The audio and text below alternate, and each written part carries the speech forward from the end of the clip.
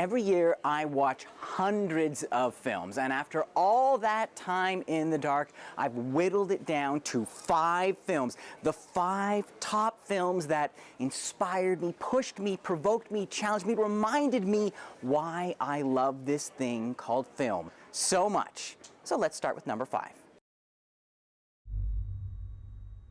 Can you describe its form?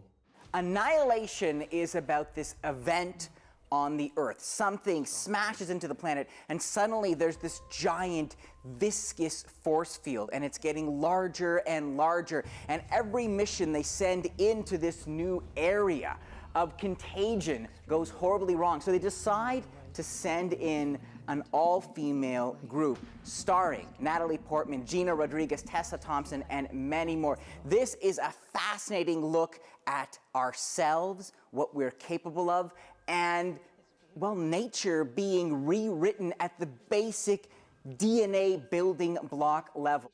Anything interesting in there? No. Now, you might have more questions than answers at the end of the film, but that is part of the provocative brilliance. Also, Best Dance Duet of the Year, starring Mrs. Portman and Mrs. Portman. Applause for Annihilation. If life is just a series of choices, which road do I choose?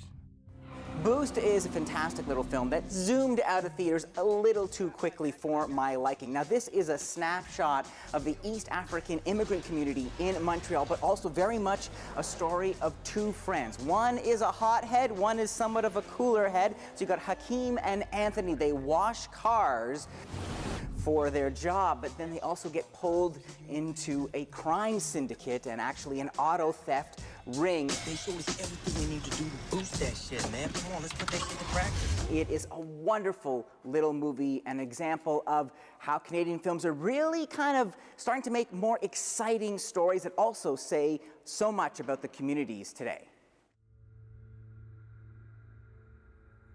You have no idea, do you? Or did you choose not to know? I can still remember the sound the audience made watching this film, the gasps, the cheers, the jeers. Now, this comes from Steve McQueen, who can be a remarkable filmmaker, 12 Years a Slave and Shame and Hunger.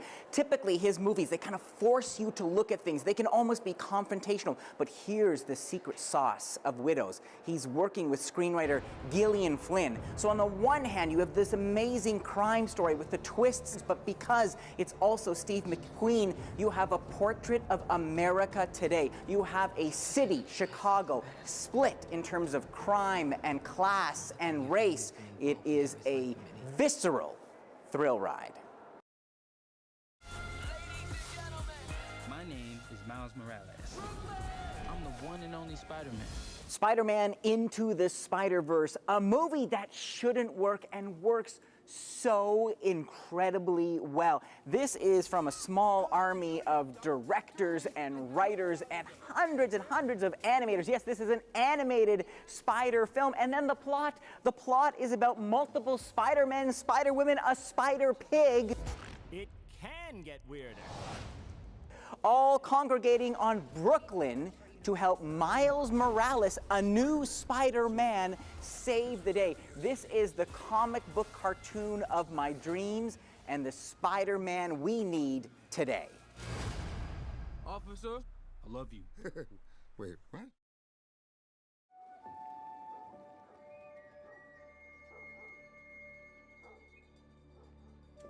So director Alfonso Cuarón decides to make a movie about growing up in Mexico, but more specifically about his nanny, this indigenous woman who helped raise him. And so he does these auditions, and he needs this very specific kind of actor, someone who is generous, who has that kindness of spirit that he associated with his real-life nanny, and he found it in Yalitza Aparicio. Now, Yalitza didn't plan on auditioning for this movie. It was her sister that was going to become the star of Roma, but the last second, her sister backs out, and Yalitza Aparicio auditions, and Cuarón says, "I've got it. I have found my Cleo." That is Roma. Roma is the story of Cleo, and the middle-class Mexican family she is taking care of in 1971. Shot in black and white with gorgeous cinematography. This is a movie that made me feel things I forgot how to feel. It is an atom bomb of empathy and a reminder of the power of cinema.